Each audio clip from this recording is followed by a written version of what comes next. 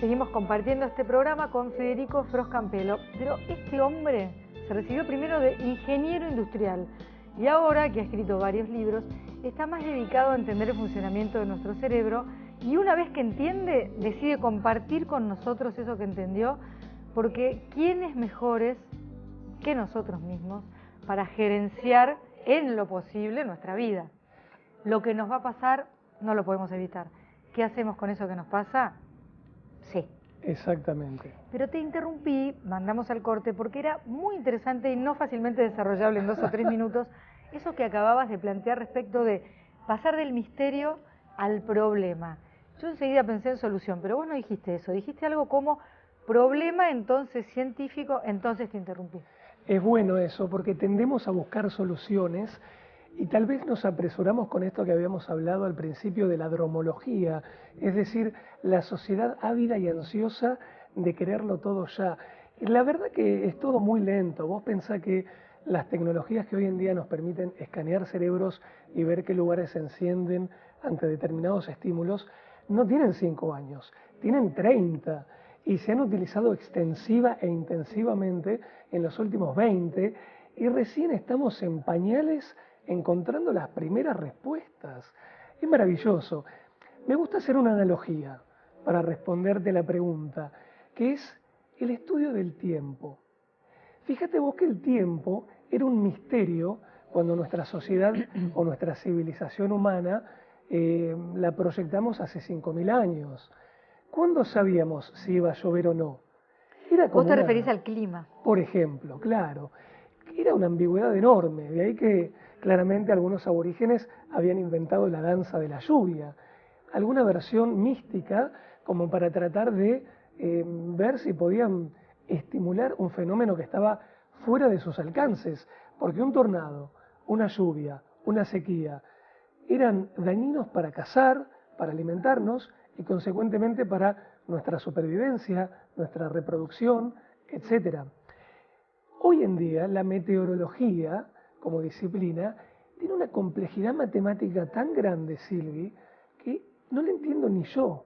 Se utilizan, bueno, está claro que no la entiendo yo porque no estoy en el tema, pero se utilizan una cantidad de simuladores de computación con infinidad de variables que harían que una persona normal, como vos o como yo, que quiere saber si saca el paraguas o saca el auto porque va a haber granizo o no, o alguien que cosecha, que tiene miedo a que el granizo le deteriore su campo, no tiene ni idea de todas esas cosas raras que se utilizan como modelos en la atmósfera. Eso es lo que pasa con el cerebro.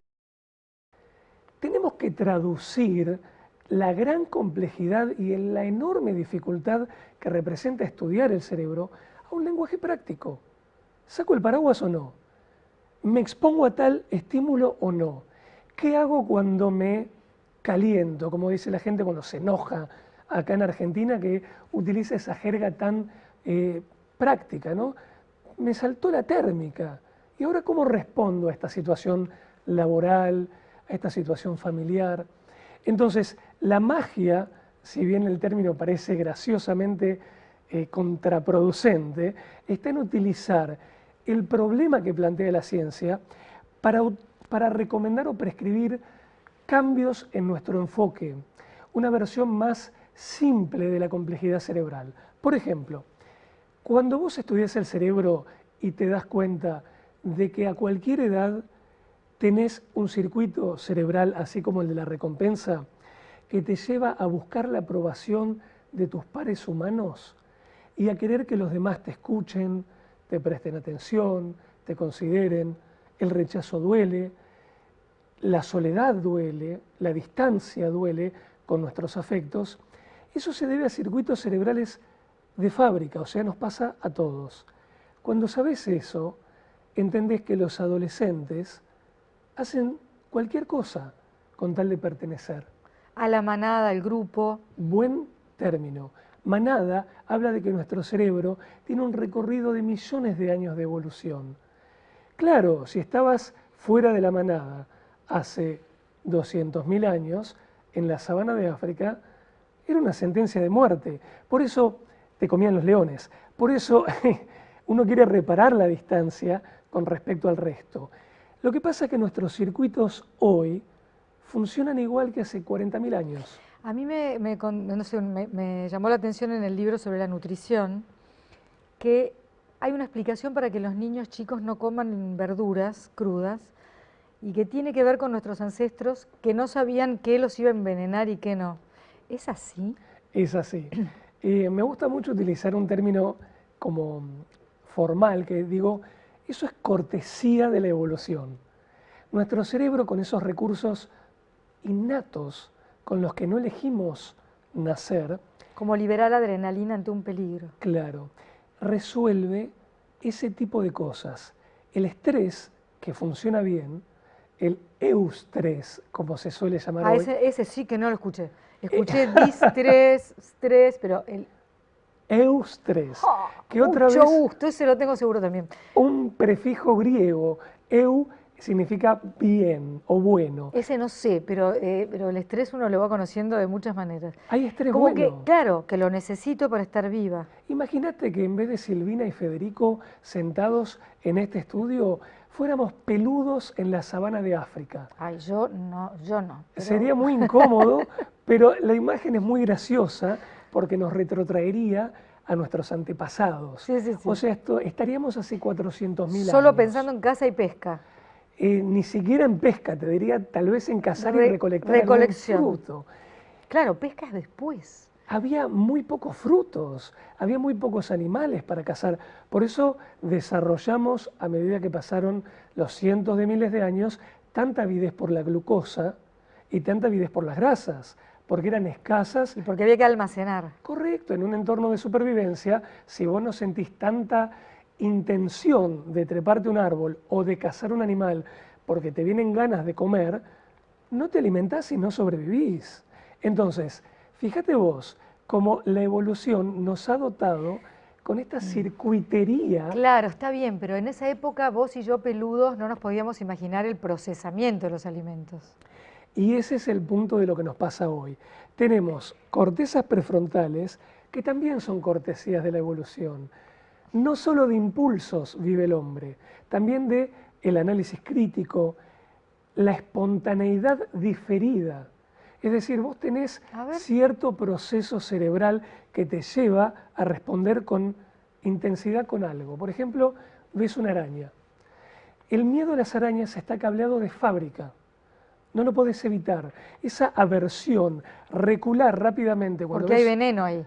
Claro, porque yo si es chiquita no la mato, pero... Pobrecita. ¿Qué sé yo? Pero viste que no te vienen ganas de agarrar una araña y No, decirle qué amor, pobrecita. no, qué amor la arañita no. Te vienen ganas de agarrar un peluche o un caniche toy y hacer eso. Sí, claro. Con lo cual, como ves, a todos por igual universalmente, nos convocan ciertos estímulos a algo. Bueno, dicen que hay comidas de determinado color que no comemos, que no queremos comer azul, por ejemplo. Azul, es totalmente raro porque en la naturaleza no había nada azul para alimentarnos. Entonces lo azul no es atractivo, es sospechoso. Y ahí intervienen mecanismos de fábrica. Es recontra sospechoso algo verde sin un catálogo de biología, sin un manual de botánica. Por eso los chicos tenemos todos. Alguna gente permanece chico toda la vida, ¿no? Porque esa versión le queda para siempre. Claro. Porque no son sabores que probó. Es de supervivencia. Bueno. No podíamos decidir si nuestro hígado iba a detoxificar o no esa verdura. Este libro que tengo en mis manos es El Flamante. Flamantísimo. Y explíqueme, señor, por qué somos lo que sentimos. Fíjate vos que el epígrafe, Silvia. El ser humano pensante y emocional. No paro de evangelizar, qué lindo término, que estamos constituidos por procesos cerebrales que no solo tienen que ver con pensar, tienen que ver con una conjugación muy fina y muy hilvanada entre emociones y razonamiento. De hecho, nunca tomamos ninguna decisión sin que en nuestro cerebro se enciendan procesos emocionales. Y ese ha sido el eje de mi investigación a lo largo de los últimos 8 años y pico. Me he dedicado dentro de las neurociencias, conjugando con economía de la conducta y psicología científica, a la neurociencia afectiva. es una rama de la neurociencia que no estudia puntualmente la memoria, ni las patologías, ni la atención, estudia los procesos emocionales. El circuito de la recompensa, nuestra avidez por pertenecer y muchos otros circuitos más de los que podemos hablar en un rato, tienen que ver con nuestras motivaciones y emociones. Ahora, antes de que desarrolles esa, que me encanta, que todo lo que nos puedas contar nos cuentes, pensaba en la gente impulsiva y en que vos hablaste de tomar decisiones. La gente impulsiva, ¿tiene tiempo de tomar la decisión de hacer eso que hace por impulso? No. La gente impulsiva, si no se adiestró lo suficiente, no va a poder cambiar su respuesta impulsiva. Por eso la educación es tan importante. Y con esto me refiero a un entrenamiento. Ahora, qué bueno sería que los chicos desde muy chiquititos recibieran este tipo de educación. Claro. Porque claro. por ahí tenés el chico todo 10, abanderado incluso, con serios problemas para relacionarse con el resto, o el chico al que le va mal y ya está etiquetado, a vos te va mal, entonces cumple con ese mandato y entonces no le va bien. Y las peleas, pienso, ¿no? Las riñas que a veces hacen tan duro el colegio para algunos, ¿no? Incluso el bullying, pero a veces es el bullying y a veces es pelear con alguien todo el tiempo. Y son años clave y larguísimos para pasarlo mal. Y que generan memorias episódicas, o sea, de los episodios de nuestras vidas, que nunca más se borran, que quedan ahí accesibles. A ver qué si mal te la entiendo. pasé, ¿no? Y qué bien lo pasé, también se graba. Totalmente. Qué bien lo pasé, también se graba. Yo tengo una frase en uno de mis primeros libros que dice, ¿te acuerdas una publicidad, Silvi? Un niño quemado es un hombre quemado para toda la vida. Sí. Interesante, ¿no? Porque prevenía que los chicos estuvieran expuestos a fuentes de Por lo acumulativo calor, del daño de los rayos. Claro, y también para que no jueguen con aceite o metan los dedos en el enchufe. Quemarse. Claro. Literalmente. Sí, pensaba en el sol. Claro, sí, no, el sol después te genera obviamente Sí, los sí, problemas sí. del cáncer de piel y lo demás. Pero fíjate vos qué linda frase. Un niño mal emocionado es un adulto mal emocionado para toda la vida. Quienes han sido víctimas de abusos, quienes han sido víctimas de cuestiones de ignominias, realmente tienen una trayectoria de vida con mucha dificultad porque esa memoria, por más que sea implícita y no explícita o episódica, les queda interiormente generando distintas respuestas conductuales o emocionales. Si esto lo entendiéramos de una vez por todas, si esto lo evangelizáramos bien y todos los adultos fuéramos conscientes, enseñáramos desde temprana edad a los niños, a los docentes, cuán importante es el abordaje de la educación emocional, de la responsabilidad sobre todos nosotros desde pequeños, dejarían de pasar semejantes microcrímenes. Porque parece que un crimen hoy es una guerra, o una matanza masiva, o entrar a un banco, matar a alguien y después filmar un video jactándose de eso. Pero también son microcrímenes el pegarle sistemáticamente a un niño, el permitir el acoso laboral, el permitir el acoso moral o el bullying.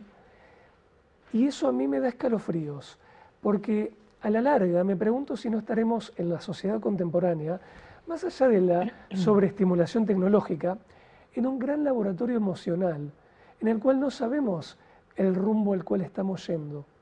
Y me preocupa enormemente porque sin una educación emocional responsable, con fundamento en ciencia, no digo que se enseñe ciencia, digo que se enseñe la consecuencia de la ciencia, la prescripción fácil, con un lenguaje accesible, de qué a un chico le conviene hacer y qué no, qué le va a repercutir para muchos años y qué no, a qué estímulos le conviene exponerse y qué no. ¿Serían las empresas hipócritas con su responsabilidad social empresaria o serían realmente responsables socialmente? Entonces, a mí me da escalofríos esto porque veo que hay muchísimas cosas que no se hacen y veo que nuestros hijos y nuestros nietos están estimulados, no solamente con tecnología que puede ser la que genera episodios de trastorno de ansiedad generalizada, por eso hay tanto psicofármaco consumido hasta de temprana edad. En Estados Unidos tienen un problema tremendo que es, se le prescribe Ritalina a los niños de 5 años, porque un niño se tiene que quedar quietito y no puede estar eléctrico. ¿Cómo que un niño no puede estar eléctrico? Es la edad para estarlo. Bueno, así pasa con muchas cosas y eso se está importando a la Argentina también, la sobreprescripción de fármacos. ¿Estaremos realmente educando a la gente, a los niños, de niños y de adultos, para que la sociedad se conforme de manera sólida, entendiendo el impacto emocional de nuestras acciones? Yo creo que no. Y eso es un riesgo. Si leo este libro, ¿qué voy a encontrar respecto de todo eso? Si lees ese libro vas a encontrar la esencia de mi trabajo de los últimos 9 años. En un lenguaje muy llano, lo hago diferente a mis libros anteriores. Enumerámelos, estuvimos hablando del de la nutrición de mente, ¿y cuáles son los otros libros? El primer libro que publiqué no es el primero que escribí, es Ciencia de las Emociones. Explico el estado del arte, si lo querés, de cómo la ciencia es el esfuerzo de entender nuestros procesos emocionales. Pero el primer libro que escribí, que es el segundo, ¿qué publicaste? Mapas Emocionales, en él, si bien el título parece bastante lábil o blando, hay mucho rigor atrás porque es mi formulación teórica, como si lo quisiera decir en latín, un corpus teórico de cómo funcionan nuestras emociones. ¿Qué procesos cerebrales son los que se encienden sin que nos demos cuenta, por debajo del nivel consciente, que nos llevan a el 80% de lo que hacemos, sentimos y queremos en el día a día, en el aquí y el ahora? ¿Y cómo podemos influir sobre eso indirectamente? El tercero es la aplicación de esa explicación teórica sobre el consumo, para que la gente pueda decodificar mejor, y a mí me gusta decir, ver la Matrix. Es decir, cuando ven la publicidad, no caer en la tentación, sino ver esas letras y esos números que caen, el código fuente de lo que nos estimula en un supermercado, con una tarjeta de crédito, en un shopping, y hacer una sociedad más astuta.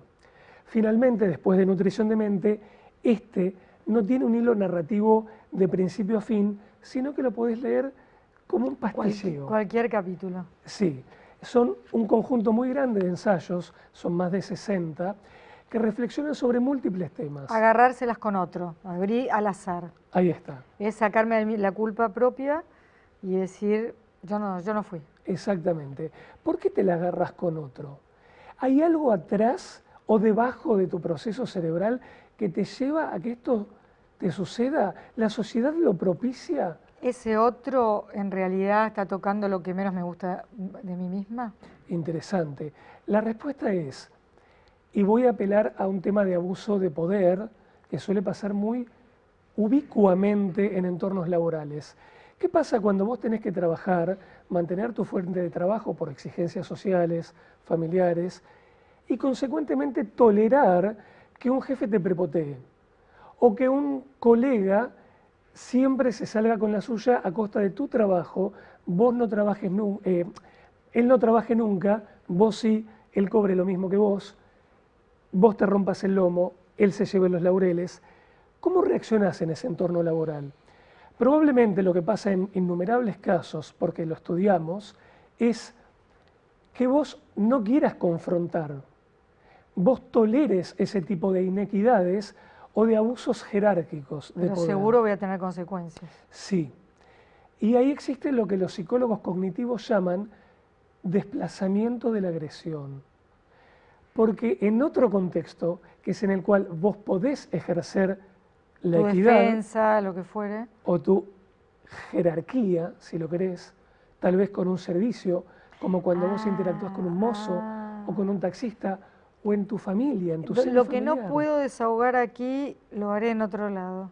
Exacto. Eso se llama desplazamiento de la agresión.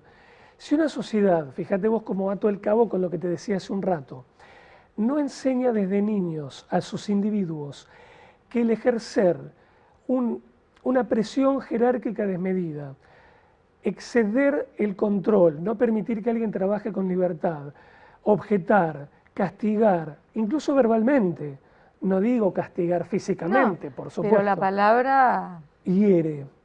rechazar, discriminar. ¿Dónde están los límites del dolor por rechazo? Dice un capítulo. Excelente. Genera en la sociedad una sociedad irascible, que desplaza la agresión, que se la, perdón por lo que voy a decir, pero es muy popular, se la manda a guardar a otro. Claro, no puedo sacármelas con mi jefe. Entonces, ¿sabes qué? Lo voy a insultar al taxista. ¿Y qué genero en el taxista? Sí. Un desplazamiento posterior de la agresión. Parece un chiste, pero no lo es. Es realmente estudiable, es realmente, valga la redundancia, real. Entonces, acá deja de haber un fenómeno de nebulosa rosa en la cual las emociones son intangibles e inverosímiles. Las emociones Vos son... llamás a una observación de la emoción. Correcto, muy concretas. Son el resultado de procesos cerebrales que podemos saber cuáles son, cómo funcionan, en qué contexto, cómo prevenir contextos disfuncionales y cómo promover contextos prosociales. Estaba pensando que el miedo es una emoción tremenda y ese ser que no puede desahogarse en su trabajo no lo puede hacer por miedo a perder su trabajo. Es decir, atrás de eso hay miedo. Somos, entre tantas cosas que tiene nuestro cerebro, viste que es como que parece un chiste, porque te digo, nuestro cerebro es una máquina de, ¿qué cosa? Clasificar, buscar la recompensa, preferir estar en la manada. Somos también una máquina de anticipar. O sea, es un conjunto de órganos, un conjunto de cosas. Tiene aplicaciones por doquier. Bueno, anticipar tanto que a lo mejor me paso la vida preocupada por cosas que jamás pasarán. Me encantó. Es una frase de Mark Twain. Nunca supe a quién porque se le atribuyen a Lennon, a Churchill, a todo el mundo. ¿Es de Mark Twain? ¿Te acordás el creador de Tom Sawyer? Sí, claro. Mark Twain decía, en la vida he vivido momentos terribles, algunos de los cuales fueron realidad. Es muy divertido porque es verdad. Cuando anticipamos amenazas donde no las hay, claro. ese eustrés del que hablábamos hace un rato, que es respondo enérgica y activamente cuando tengo un predador que me va a comer, se transforma en distrés, porque respondo permanentemente ante amenazas reales, sociales, o inventadas, percibidas, que creé yo en mi mente, elaboré. No, que además te generan una química interna muy nociva. Una activación fisiológica nociva, mal. Ese clink clink dice que nos queda poquito tiempo. Uy. Pero te pregunto, de todo lo que tenemos que saber del cerebro y lo poco que sabíamos hace 50 años, ¿estamos en un momento interesante? Estamos en un punto de inflexión. Si quiere la sociedad, si Dios quiere, también lo podemos decir así, y no hay un desplazamiento de la inversión económica mundial en cuestiones banales, guerras Tremendo. o estupideces, la dirección en la que se está yendo del estudio sobre nuestros procesos internos del cuerpo y del cerebro es muy promisoria.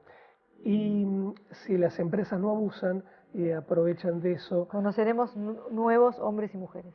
Vamos a poder hacer de nosotros personas más astutas, libres y no tan conflictivas. Porque la sociedad va a mermar su constante input de conflictos. Y vamos a poder redefinir la inteligencia emocional. Y por último pensaba, si no somos presos y presas de la sociedad de consumo, va a haber muchísima menos decepción por aquello que creo que tengo que tener para hacer. Tal cual. Dejemos de hacer y empecemos a hacer.